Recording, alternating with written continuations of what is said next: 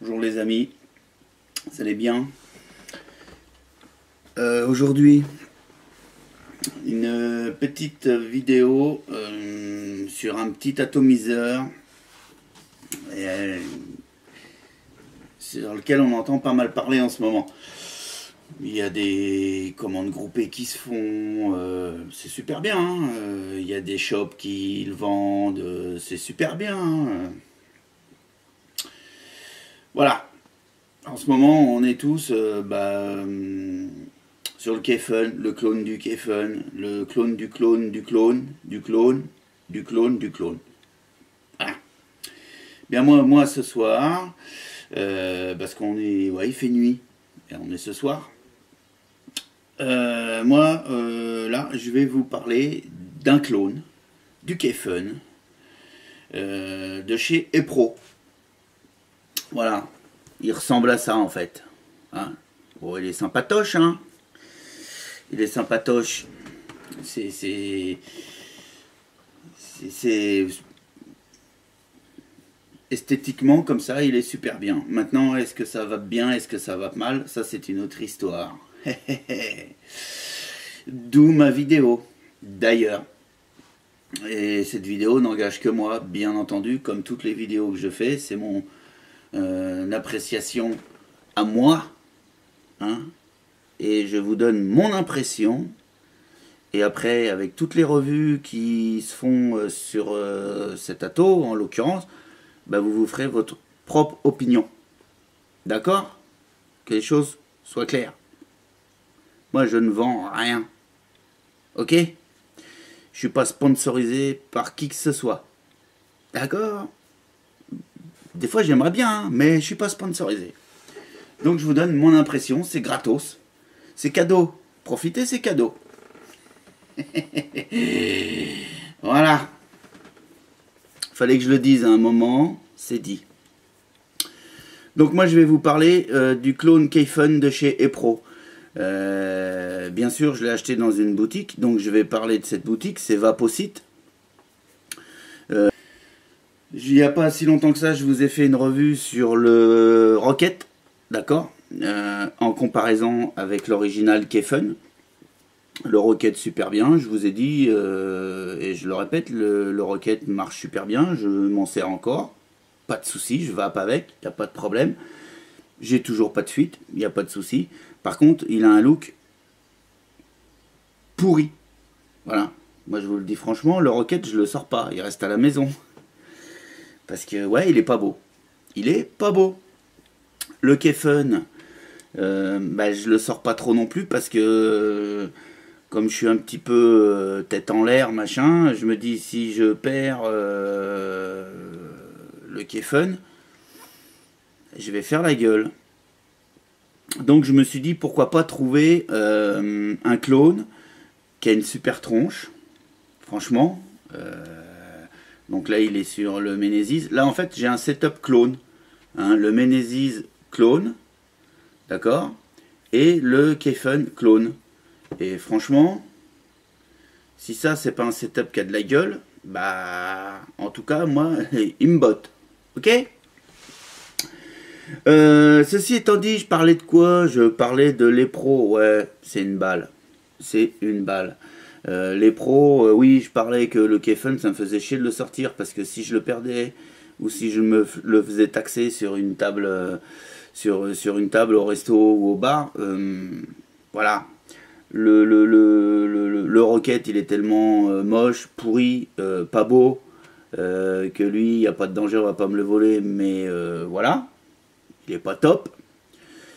Par contre, celui-là, il n'y a pas de souci, celui-là il va me suivre partout, je vais l'emmener au taf, je vais l'emmener au resto, no problème, et franchement, ça a de la gueule. Et si je me le fais taxer, forcément que, ou si je le perds, forcément que ça va me faire un petit peu, hein?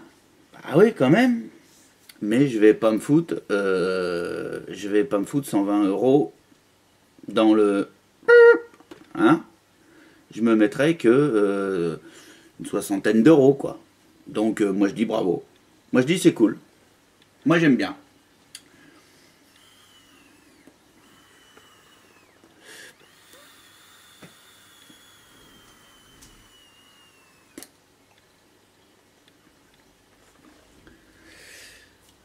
rendu nickel. Les trois choses qui nous intéressent précisément sur un premier plan, en tout cas pour moi, j'ai trois choses qui m'intéressent quand j'essaye un atto ou quand j'adopte un atto ou un cliro. C'est premièrement le rendu de saveur. Voilà. Moi, il faut que le truc, il m'envoie la saveur du liquide que j'y ai mis à l'intérieur. D'accord? Si j'y mets un liquide, je sais pas, je vais vous dire une bêtise, cerise, et qui m'envoie un goût de cramé, quelque part, ça me... Hein? D'accord? Maintenant, si j'y mets de la cerise qui m'envoie de la cerise, déjà, c'est un bon point. Hein? Parce que s'il met de la cerise, il va pas m'envoyer de la banane. On est bien d'accord. Donc lui, rendu des saveurs, nickel. Pas de souci. Rendu de saveur, nickel. Rendu de vape. Niveau de la vapeur, vous avez vu les quelques barres que j'ai tirées devant vous.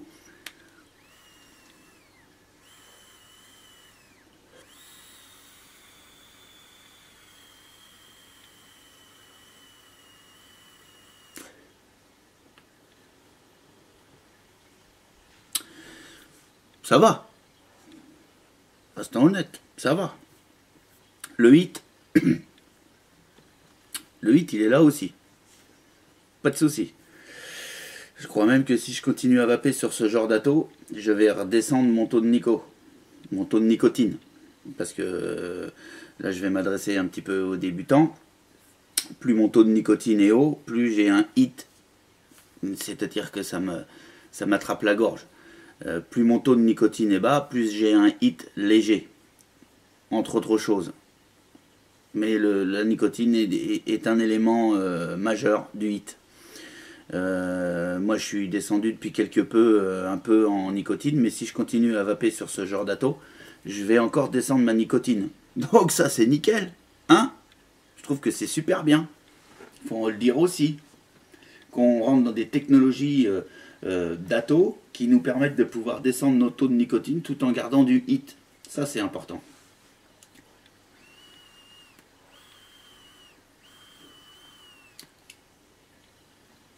Ben écoutez, je crois que déjà je vous en ai dit un petit peu. Maintenant, on va passer en gros plan. On va lui faire une autopsie. On va voir un petit peu ce qu'il a dans le ventre. Parce que là, on voit pas grand-chose. Hein. On est bien d'accord. Et puis comme d'hab, après, ben, on se retrouve et puis on fait une petite synthèse de ce que je pense de ça, de ce que je pense. Hein, ça n'engage que moi. Et puis on en reparle. Ok? Allez les amis, à plus. À tout de suite, pas à plus, que je suis bête, moi, pas à plus. À tout de suite, en gros plan. Hein? On se voit tout de suite en gros plan. Hein? Allez, à tout de suite les amis.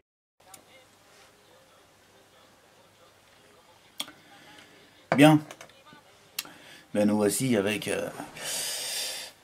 le package que vous recevez quand vous achetez donc encore un énième clone du Kayfun.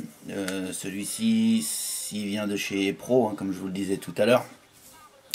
Donc voilà, dans la petite boîte, on reçoit bien évidemment le bestiau, hein, le clone, le E-Pro. Hein, voilà. Le clone Kayfun de chez E-Pro. On reviendra en détail plus tout à l'heure. Vous avez donc un tank en PPMA. Hein, voilà. Rien de particulier. Le petit tournevis qui va bien. Un petit tournevis porte-clés. Bon. Hein, voilà. On va pas s'étaler là-dessus. Avec une petite pochette avec ça brille ça, avec divers joints et puis des petites vis. Ça c'est toujours bien pratique parce qu'en général on est toujours à la recherche d'un petit joint, d'une petite vis qui d'ailleurs peuvent des fois vous dépanner sur un autre atto ou un autre matériel que celui avec lequel il est vendu. Hein, si un jour vous cherchez des petits joints, n'hésitez surtout pas à fouiller dans ces fameuses petites pochettes que vous recevez avec certains attos. Voilà, et avec ils nous ont filé voilà, une mèche, alors je dirais ça ressemble à de l'EcoWool. Ça ressemble à l'EcoWool. Alors ils m'énervent avec leur petit plastique là. Voilà. C'est effectivement de l'EcoWool parce que ça commence déjà à se dépiauter. Vous voyez, oups, à partir de là. Donc voilà. Par contre, elle est costaud. Je sais pas. Au moins de la 3-4 mm. Hein. Je dirais même facilement de la 4. Ouais. Enfin bref. Voilà. Revenons sur le bousingue. Donc, eh bien, là, on va donc le démonter pour pouvoir ensuite y faire son coil, tout simplement. Pas plus compliqué que ça. Le drip tip. Alors, première appréciation, je le fais en démontant, je le découvre en même temps que vous. On a un drip tip qui est pas hyper serré. Il n'y a pas de jeu, il n'y a rien, mais il n'est pas hyper serré. Voilà. Alors ensuite, je dévisse le bottom cap.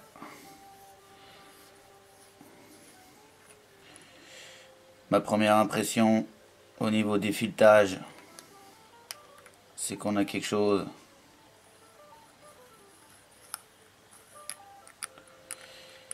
ça c'est la cheminée qui me gêne à l'intérieur.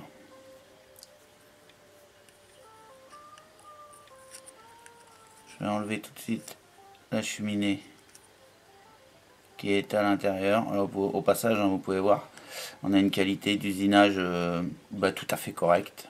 Il n'y a pas de souci. Aucun souci de, apparemment, comme ça, à l'œil, de qualité d'usinage. Premier rapport, on est bien. Ça ne couine pas. En même temps, quand ça couine, ça veut pas dire que c'est pourri, je vous rassure. Voilà, non, très très nickel. Voilà.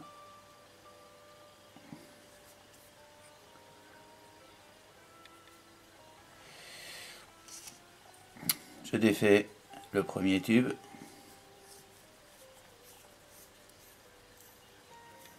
Alors tout de suite, je m'aperçois qu'on est toujours aussi bien serré au niveau des filetages. Ah, ouais, il couine. Voilà. Aïe aïe aïe. Voilà.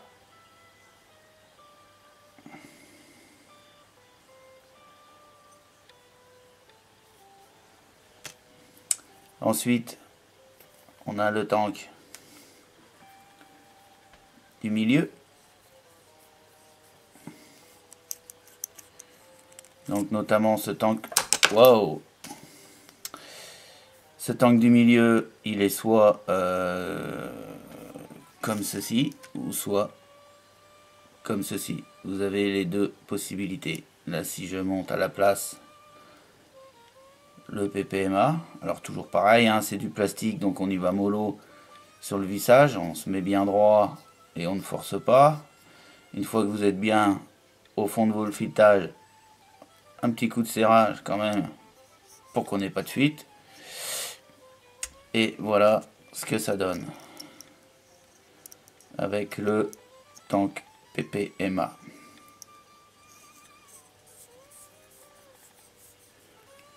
Voilà. Bon, jusqu'ici c'est forcément très très ressemblant avec soit le Kefun, soit le Rocket, soit le Russian que je n'ai pas, donc je n'en parlerai pas.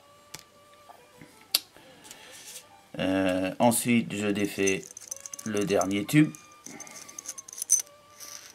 Voilà.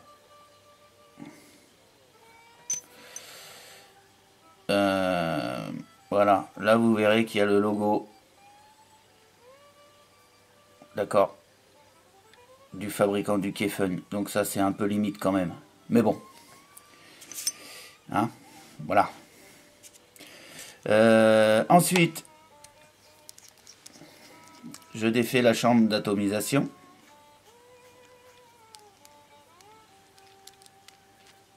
Voilà. Et on découvre donc ce que j'appelle le plateau. Qui, pour ceux qui sont possesseurs du Russian, du Keifen ou du Rocket ou je ne sais pas encore quoi d'autre, qu'on retrouve la même conception de plateau avec ici les rainures qui vont vous amener le jus, qui vont remonter ensuite par cette cheminée, pas cette cheminée, n'importe quoi moi, par cette petite fente qui viendra alimenter la mèche, votre coil que vous viendrez faire entre ces deux plots là. Ici vous avez l'arrivée d'air, le tirant d'air qui va se faire de par ici, d'accord. Ici vous avez donc le trou qui vous d'arrivée de liquide quand vous allez le remplir. Le liquide arrive par là en fait, hein, ni plus ni moins. Voilà, donc le pôle plus que vous pouvez reconnaître très facilement, même si on s'en fout un peu que ce soit le plus ou le moins, parce que dans le montage de votre coil, on s'en fiche un petit peu à partir du moment où on a bien un bout du fil résistif d'un côté et un bout du fil résistif de l'autre, que ce soit le plus ou le moins, on s'en fiche un petit peu. Par contre, on peut reconnaître que ici c'est bien le pôle positif. Alors j'ai essayé de vous faire voir le mieux possible. Voilà, car vous voyez là la base, on a un joint qui vient isoler cette partie là de cette partie là. Vous voyez là en base le joint. Voilà. Donc ça c'est bien le pôle positif qui est isolé du pôle négatif, qui est en fait toute la carcasse de la taux. Hein. Le pôle négatif il est bien ici, mais toute cette carcasse là aussi c'est bien, c'est la masse, hein, c'est le pôle négatif. Voilà. Ensuite, on peut y apercevoir donc, alors à cet endroit là, c'est le réglage du air roll, d'accord. Ici la vis, plus vous la visserez, hop, comme ceci, plus vous allez la visser, moins vous aurez d'airflow. Plus vous dévissez, plus vous aurez d'airflow. Ok. Et vous avez donc là on est d'accord, réglage de l'airflow. Vous avez une deuxième vis ici. Alors attention, c'est pas une valve comparé au Russian par exemple. Pardon. On est sur le même principe par exemple que sur le Rocket là. C'est simplement une vis. Il n'y a pas de, il y a pas de valve, c'est pas une vanne, c'est rien du tout. C'est une vis, un trou. On en mange n'importe quel flacon à aiguille ou je dirais même un embout sur certains flacons qui sont relativement fins. On verra ça plus tard dans la vidéo. Donc pareil, hein, vous dévissez à l'aide de votre tournevis, vous enlevez la vis. À cet endroit-là, vous mettez un flacon aiguille, l'aiguille de votre seringue, peu importe, vous appuyez, vous remplissez. Voilà. Ensuite, sur la partie basse de la taux, on a donc là le pôle positif, donc comme vous voyez, qui est réglable. Et c'est pas plus bête que ça, tout simplement à l'aide d'un tournevis. Alors, elle est un peu raide. Je peux vous dire tout de suite que c'est un peu raide. Donc peut-être qu'à l'usure, ça va se... Je pense que c'est le joint qui est juste à l'intérieur de la connexion, entre la connexion et la tige du plot central, qui fait que c'est un peu raide comme ça. Donc peut-être qu'avec une goutte de liquide, pour la lubrifier légèrement, je pense que ça faciliterait la manœuvre. Ceci étant, il n'y a pas besoin non plus d'une déboulonneuse pneumatique pour le défaire, d'accord? Mais vous n'arriverez par exemple pas à l'enlever avec votre ongle. Ça, c'est une évidence. Donc, vous dévissez cette vis, d'accord? Pour pouvoir dévisser cette partie-là, il faut absolument dévisser cette vis-là.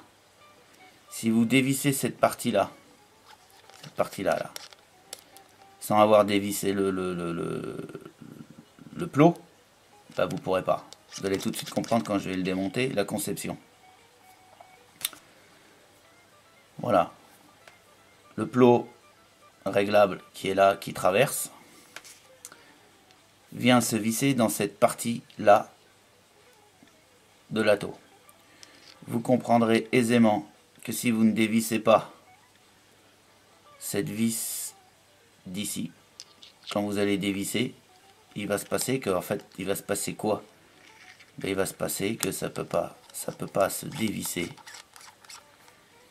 On risque de casser quelque chose à l'intérieur de l'atto, étant donné que ça sera vissé. Quand on va dévisser, ça va être problématique. Donc pour démonter la cuve de réception, j'appelle ça la cuve de réception de e-liquide, en cas de suralimentation au niveau du coil, le liquide redescend dans le plot central, d'accord, ok, et tombe ici, dans cette cuve de récupération. On a également cette partie-là qu'on peut défaire, cette partie-là qu'on peut dévisser, vient tenir cette partie-ci. On voit d'ailleurs le haut de la vis là qui dépasse. Cette partie-là, la partie en haut là qui est ici, c'est en fait cette vis-là. Pour la dévisser, alors soit vous prenez un tournevis assez large pour venir bien prendre la fente, ou vous y allez comme ça, mais alors très très très gentiment, sans forcer.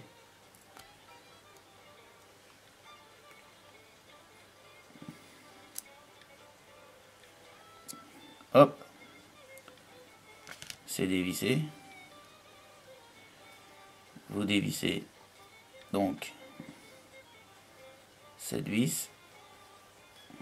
Alors ça c'est pareil, hein, c'est pas à démonter à chaque fois. Là je vous le démonte parce qu'on lui fait une petite autopsie. Quand vous voudrez le nettoyer à fond une fois de temps en temps. Mais il est bien évident que tout ce qu'on démonte là, il n'y a pas besoin de le démonter. Soit pour refaire le coil, soit pour le remplir, hein, on est bien d'accord, que les choses soient claires. Donc là vous voyez, en dévissant, je retire cette petite pièce là qui était sur le dessus. Et voilà, là on voit bien la partie qui isole le pôle positif du reste du châssis. Voilà. Ensuite, bah, pour remonter, ce n'est pas plus difficile qu'autre chose. On vient y remettre la vis comme ceci, le plot comme ceci. On prend en dessous et on visse. Tout simplement en regardant bien que la partie du haut, c'est-à-dire celle-ci, vienne bien se positionner sur la partie qui sert d'isolant. Vous voyez, voilà, c'est remonté, c'est tout simple. Il n'y a pas besoin d'avoir un bac technique, il n'y a pas besoin d'avoir fait 15 ans de mécanique. Ensuite, eh bien, on vient serrer ça, mais alors vraiment, je vous dis tout de suite, hein, gentiment, hein, on force pas. Voilà. Voilà un petit peu pour la partie autopsie. Donc, eh bien là, on le remonte. Hop. Donc on remet la partie inférieure qu'on vient reviser. On va appeler ça sur le bottom cap. Cap inférieur. D'accord. Ensuite, on revisse notre pôle positif qui est toujours aussi raide. Aïe aïe. Ça c'est aussi un petit peu peut-être, je dirais, un défaut. Allez, allons-y. Soyons honnêtes. Un petit défaut de dureté du pôle central, du pôle positif. N'ayons pas peur des mots. Donc là, je le règle de façon à ce qu'il dépasse très légèrement. Oui. Donc là, il est peut-être un petit peu trop vissé. Je vais le dévisser un chouïa. Surtout que moi, je monte sur pas mal de choses Inokin, et on sait qu'Inokin a des connexions 510 un peu basses, un peu profondes. Voilà. Donc vous voyez, je dépasse, allez, de 1 mm à peine, ce qui est largement suffisant. Oups, ça va refaire le truc. Ouais. Donc, bah, là, il reste, quand vous avez remonté jusqu'à cette étape-là, là, il vous reste plus qu'à faire votre coille. Ok. Et une fois que on va avoir fait le coille, il restera 2 minutes de vissage et le truc sera fini. Ok. Donc, eh ben, on va se faire un petit montage de coille. D'accord? Hein? Allez, c'est parti. Alors, pour le montage du coil, voilà le petit matos qu'il nous faut. Il nous faut pas grand chose, hein. Il nous faut toujours à portée de main la pince épilée. On sait jamais, ça peut toujours servir. Du Cantal. Là, j'ai pris du Cantal 0,30. Cantal 0,30, j'ai pris à peu près 6-7 cm. D'accord? Là, j'ai pris de la gaine EcoWood en combien de... En combien? En combien? En... Pop, pop, pop, pop, pop, pop, pop. J'ai pris donc de l'EcoWood en 3 mm. Là, j'ai pris 10 cm. D'accord? La petite pince coupe-ongle qui nous servira pour couper le Cantal. Le petit chalumeau, le petit briquet tempête, c'est pas vraiment le chalumeau qui va nous servir à chauffer le Cantal pour le montage, et un petit ciseau qui nous servira à la fin pour couper la gaine EcoWood à la bonne longueur quand elle sera posée sur la taux. Voilà. Donc, premièrement, essayez de dézoomer un petit peu cette affaire. Voilà. Premièrement, je prends donc mon Cantal. Je viens lui mettre un petit coup de chauffe gentil. Voilà. Toujours pareil, la petite chauffe du Cantal pour lui enlever son élasticité. Voilà. Ensuite, moi j'ai pris l'habitude, c'est que mon Cantal, je le lisse à chaque fois entre mes ongles. Voilà. Hein, moi, voilà. Ça me permet d'avoir un Cantal bien lisse. Est-ce que c'est obligatoire? Est-ce qu'on peut passer cette étape? Je n'en sais rien du tout. Je sais qu'il y en a qui le font pas. Bah écoutez, moi je le fais, ça mange pas de pain. Et puis voilà. Donc voilà. Mon Cantal 0,30. 0,30 parce que je vais essayer de faire une résistance relativement basse. D'accord? Ensuite, tout simplement, je prends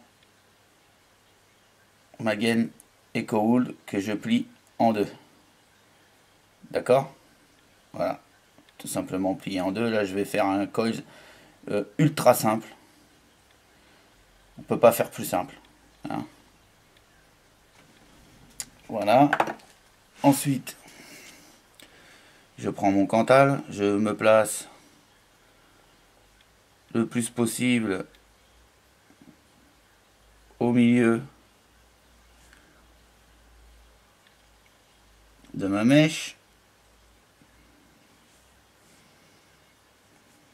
Voilà. comme ceci. Et je vais lui faire, allez, je sais pas. 3 tours, 4 tours, je sais pas. Alors allons-y, 1 tour. 2 tours. 3 tours. 1. 3 tours.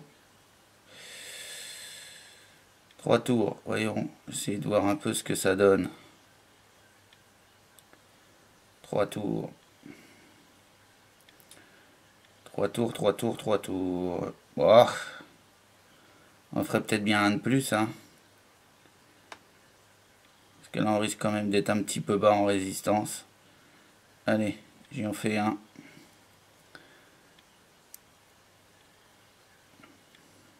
Voilà. Donc, voilà ce que ça donne maintenant. On peut l'égaliser soit maintenant, on va dire dégrossir un peu l'égalisation maintenant. Pourquoi pas mettre un peu de lumière. Voilà.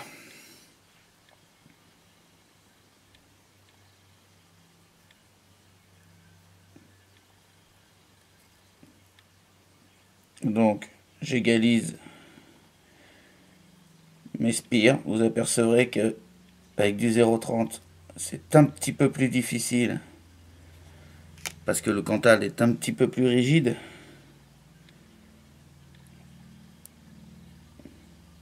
Voilà.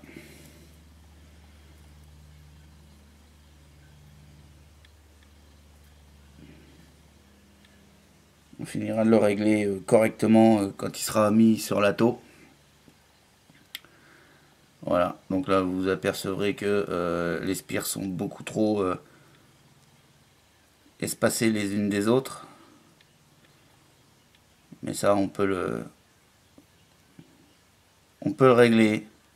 Il n'y a aucun souci, il ne faut pas vous affoler. Voilà. Voilà ce que ça donne. Vous apercevrez également que j'ai pas mis les papates du même côté. J'ai une patte d'un côté, une patte de l'autre. Ok? Voilà. Parce qu'en fait, au niveau de la taux, on va venir se placer comme ceci. Voilà. D'accord? Donc, vous voyez que là, un petit coup de zoom, d'autofocus. Vous allez mettre les pattes, donc elles sont sur la partie basse, en dessous. Voilà, en dessous de la... On va... Allez, vas-y. Voilà. On va pas le monter comme ça. D'accord? On va le poser sur la taux dans ce sens-là. C'est pas facile à vous faire voir à la cam. Voilà. En l'occurrence, là je vais faire un petit coup de zoom.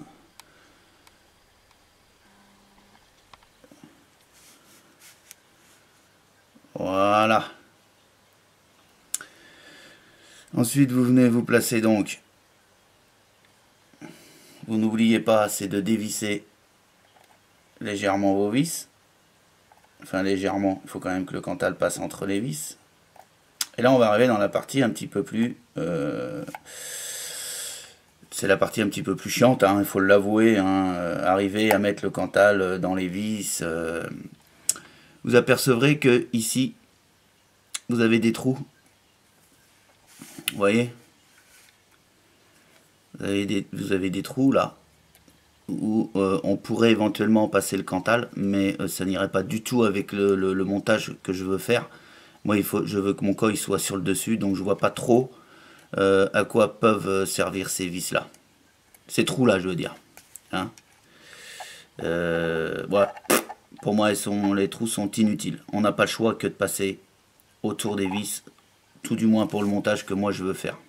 Ok? Donc, on commence par la première vis. Donc, on fait le tour de la vis, comme ceci. D'accord? On vient visser la vis en tenant la résistance et le cantal le long de la taux. Voilà. Un côté est fait.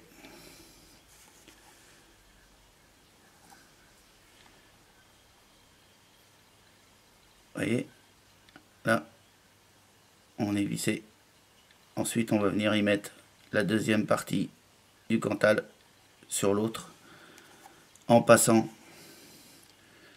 le coil par le centre, comme ceci.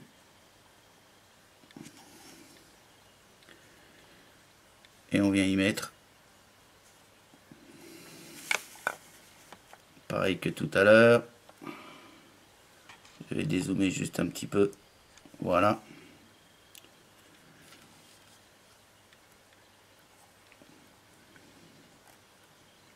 On vient passer de l'autre côté de l'autre vis.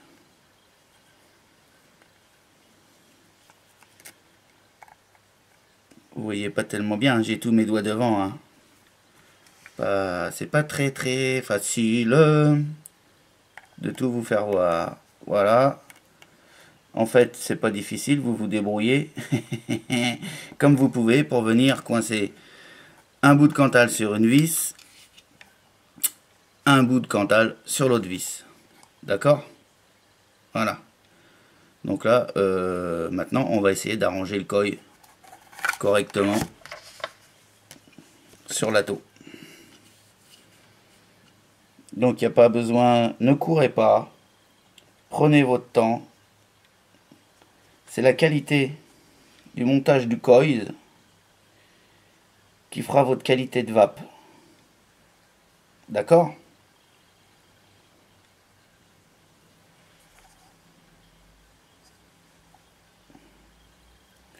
Donc, si vous avez un doute sur votre montage, surtout, refaites-le, parce que c'est pas la peine de vous dire, oh bah je vais voir si ça, ce que ça donne. Non. Si vous avez un doute, si vous voyez que c'est pas joli, que c'est... eh ben il faut le refaire. Voilà.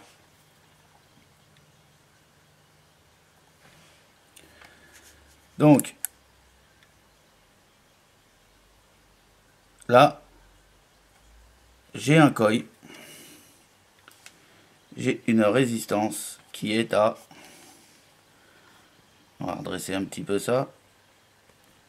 Voilà. Aïe aïe aïe.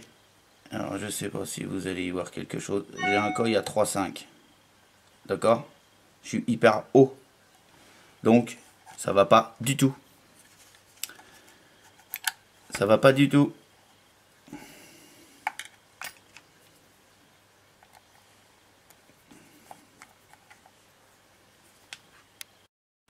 Donc voilà, je vous ai fait grâce du redémontage de mon coil parce que vous avez vu la résistance était beaucoup trop haute. Donc j'ai redévissé, j'ai refait un tour de plus sur mon cantal. Vous voyez, je suis à 4 tours. Ok, 4 tours et je suis à 2,4 ohms. Voilà, donc là, impeccable. Donc ensuite, le coil est fait. La chose importante. Une chose importante, c'est qu'il faut que au niveau du tirant d'air là en dessous, il faut que vous laissiez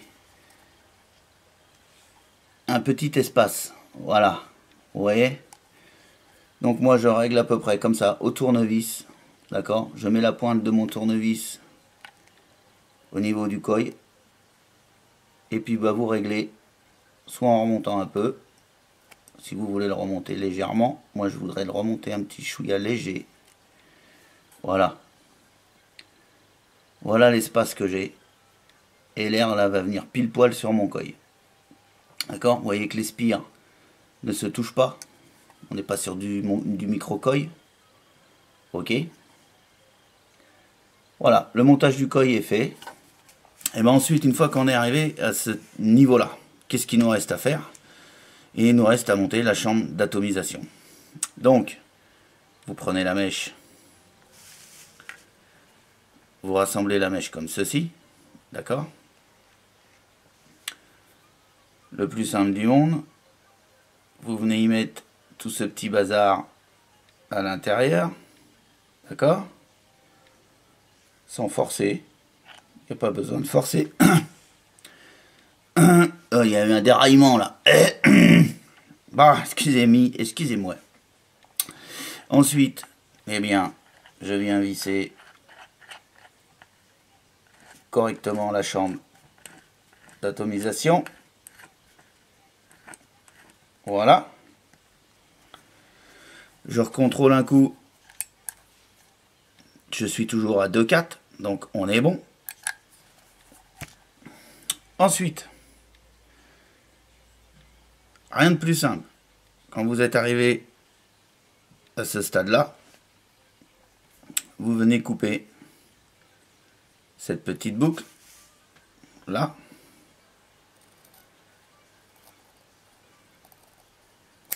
Voilà. On va venir également réduire ces parties de mèche qui sortent, parce que là on en a quand même un petit peu trop qui sort. Voilà.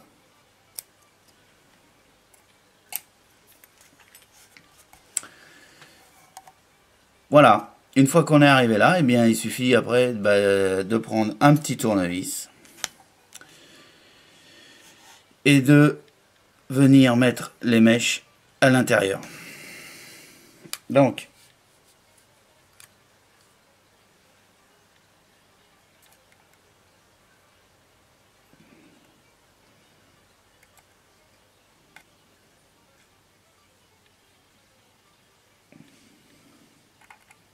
alors on fait passer de chaque côté du coil. Voilà. On fait passer l'autre côté.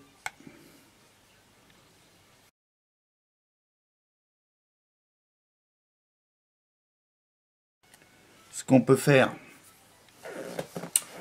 et ce qu'on va faire arriver à ce stade-là, c'est que, on va venir mettre quelques gouttes de jus de e-liquide. Ça sera plus facile pour pouvoir aller la placer au fond. Donc on met quelques gouttes dessus pour humidifier les dites mèches.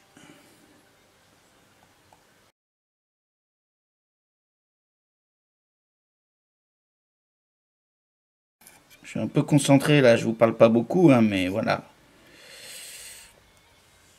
Impeccable. Ce petit montage me va bien. Voilà ce que ça donne. Je sais pas si vous voyez grand chose. Mais voilà ce que ça donne. Là. Voilà. Bah, pendant qu'on y est. Voilà. Moi, 2,3. 2,3 ohms, 2,5, 2,2 ohms, pardon. Voilà. Arrivé là, et ben on continue le montage. On vient donc y mettre la cheminée. On vient y mettre le tube. Alors vous avez remarqué, j'ai pas mis de, je me suis mis tout en, j'ai pas mis le tank PPMA comme ça pour une histoire de style tout simplement, hein. Donc voilà ce que ça donne, d'accord. Je viens mettre le top cap. Alors le top cap, alors, là à cet endroit là vous avez là un petit joint à l'intérieur là, à l'intérieur de ce trou là. Voilà, là, il est là le petit joint. Et en fait, c'est le bout de la cheminée là qui va venir dedans pour faire l'étanchéité. Quand vous mettez le top cap, c'est un petit peu raide, vous l'enfoncez, voilà, on a passé le joint, la cheminée a passé le joint. On vient visser tout ça. Voilà. Mais écoutez, là on est prêt, il n'y a plus qu'à le remplir. D'accord? Donc eh ben, c'est tout simple pour le remplir, comme je vous disais tout à l'heure. On dévisse la vis prévue à cet effet qui est là sur le côté. Alors effectivement, ils ont mis une vis. Ils auraient mieux fait de mettre, ils auraient pu mettre une vis qu'on puisse enlever avec une clé Allen. Hein. Ils auraient pu mettre une BTR. C'est plus facile à enlever qu'une simple vis avec une fente de tournevis, quoi. Vous voyez, c'est pas le top. Donc peut-être une amélioration à faire, ça, c'est de mettre une vis où on puisse mettre une clé Allen comme celle-ci. Ce qui fait que c'est beaucoup plus facile, la vis tient mieux. On peut plus facilement l'enlever, quoi, en fait. Voilà. Moi, c'est une modif que je vais faire très rapidement, je vous le dis tout de suite. Donc ensuite, pour remplir, donc soit là avec un flacon à aiguille, comme ceci, hein, il n'y a pas de souci, ça rentre très bien, pas de problème. Soit avec, est-ce que j'en ai qui traînent par là, moi, des flacons avec des petites biroutes au bout, ouais, voilà, ce genre de flacon là, vous voyez, avec des petits embouts comme ça. Ça rentre aussi, il n'y a aucun souci. Vous voyez, pas de problème.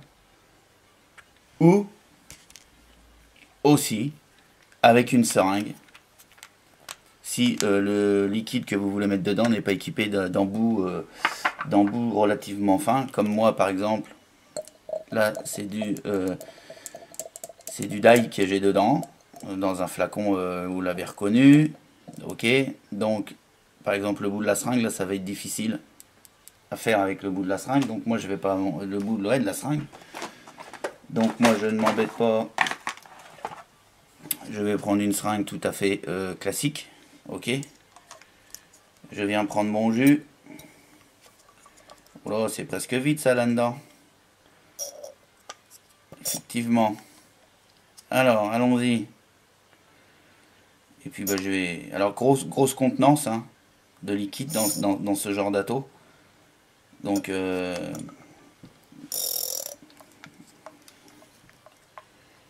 voilà. Donc même si vous avez le tank PPMA, justement si vous n'avez pas le tank PPMA, bah, sachez que vous pouvez 3 ml par exemple, ça rentre tranquille, quoi. Il n'y a aucun souci, il n'y a pas de risque de débordement. Je pense très honnêtement que jusqu'à 4 ml vous pouvez y monter. Au-dessus, je sais pas, 4 ml c'est bon, ça passe. Donc ensuite, eh ben, tout simplement, je viens mettre l'aiguille dans le trou et j'appuie gentiment. D'accord? Et j'appuie gentiment. Et j'appuie gentiment. Mais pas comme un bourrin, parce que là je viens d'appuyer comme un bourrin et et ça a pas passé.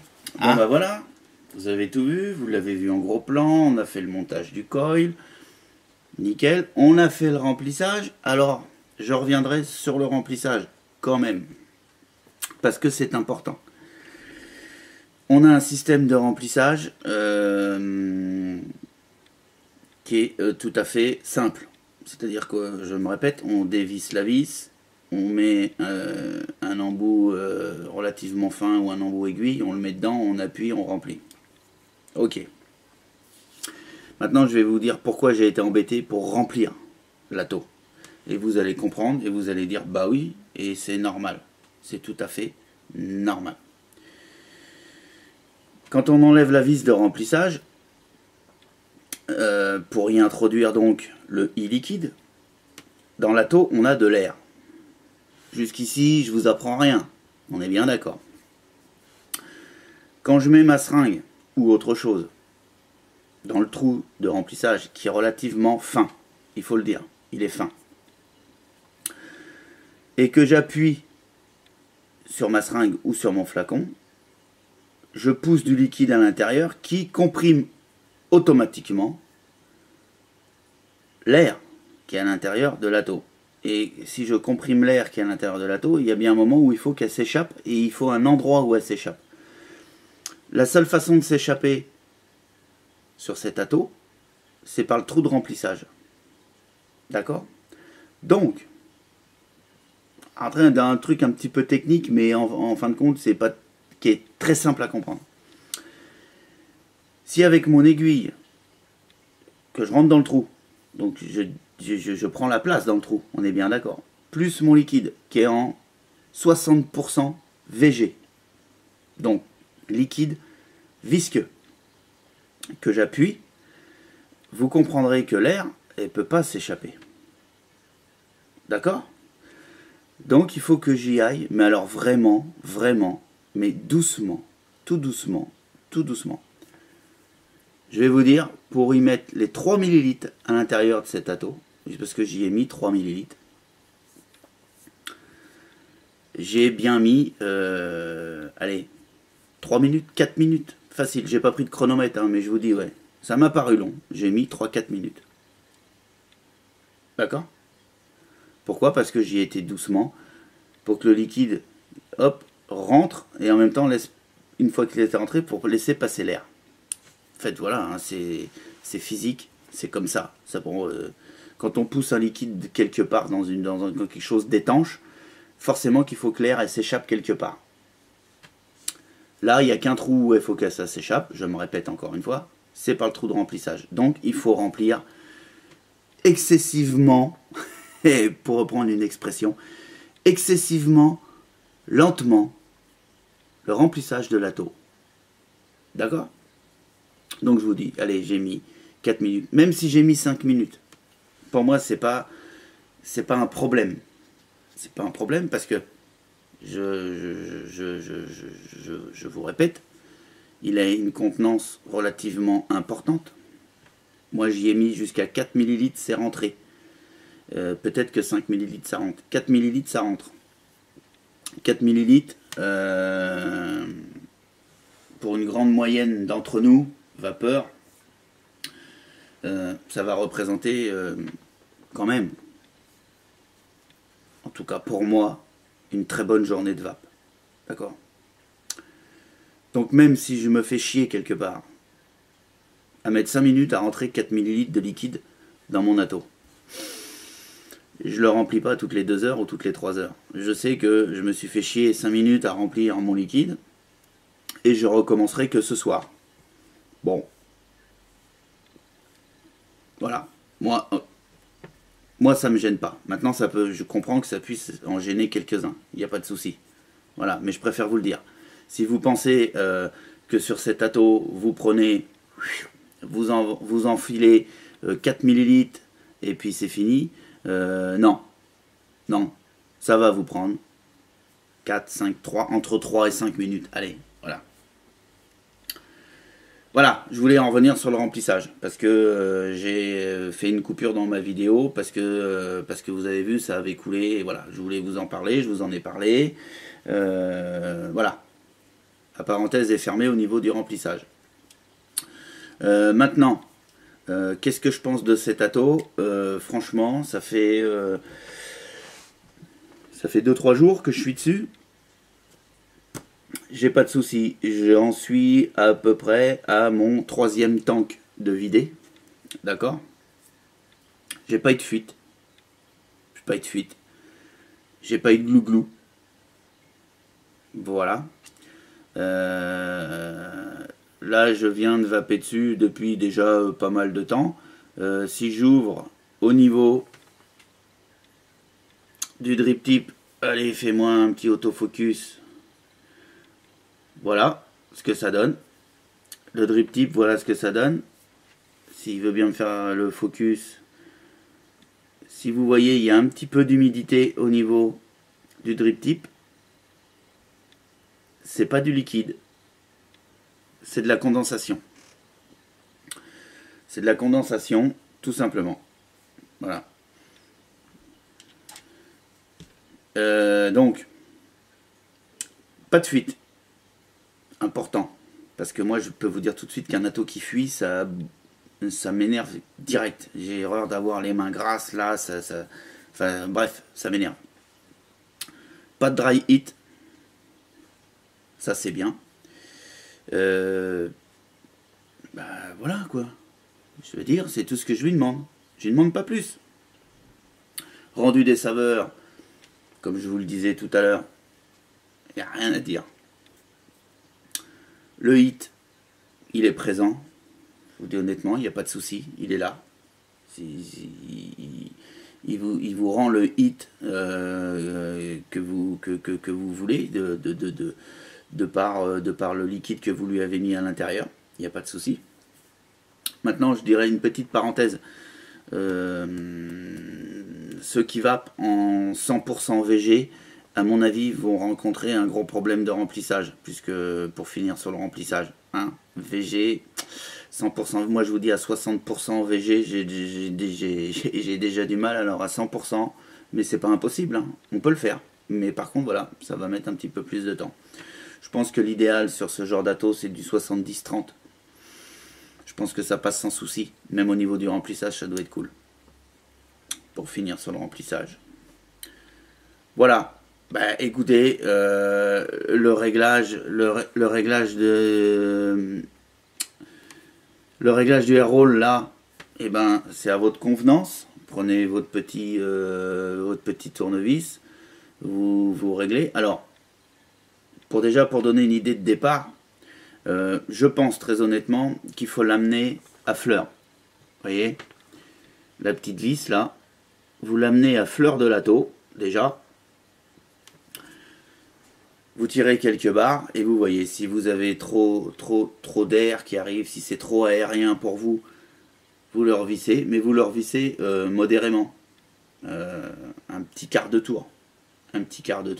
Jusqu'à temps que vous atteigniez la façon de vape que vous voulez avoir. Soit aérien, soit plus serré. Voilà, je peux pas dire plus, c'est comme ça que ça marche. Voilà, je peux pas vous en dire plus. La seule chose que je peux vous dire de plus, c'est quoi? C'est que toutes les pièces, ouais, ça peut être une info, ça, importante peut-être des fois. Peut-être que, ouais, même peut-être que, ouais. Toutes les pièces de ce clone sont compatibles avec l'original. Voilà. Du caps supérieur au bottom cap, bah vous pouvez échanger avec l'original. C'est les mêmes filetages, c'est le même diamètre. Il n'y a aucun souci.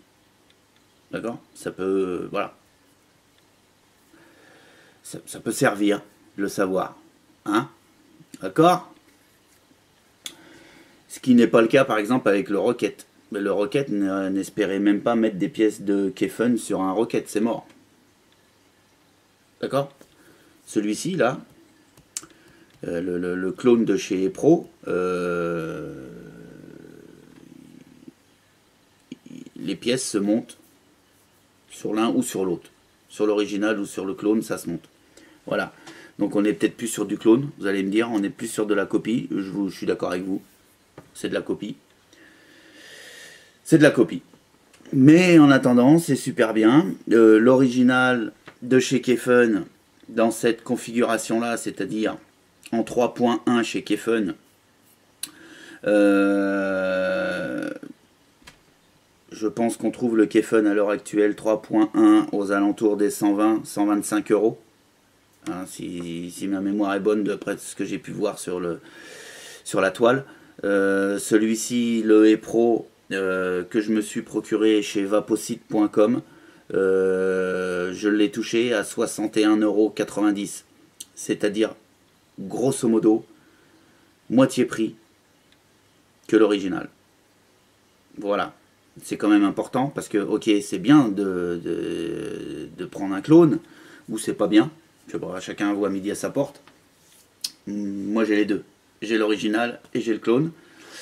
Et ouais, quelque part, je me dis que pourquoi mettre 120 euros dans l'original alors qu'il existe des clones à 62 euros ou 61 euros 90 pour être précis, chez vaposite.com. Ailleurs, je sais pas, j'ai pas été voir ailleurs. Moi, je l'ai pris chez Vapo. Maintenant, alors pourquoi mettre 120 euros dans l'original plutôt que 60 balles dans un clone? Je vous avoue que je sais pas. Il en faut pour toutes les bourses. Moi, je suis pour les clones.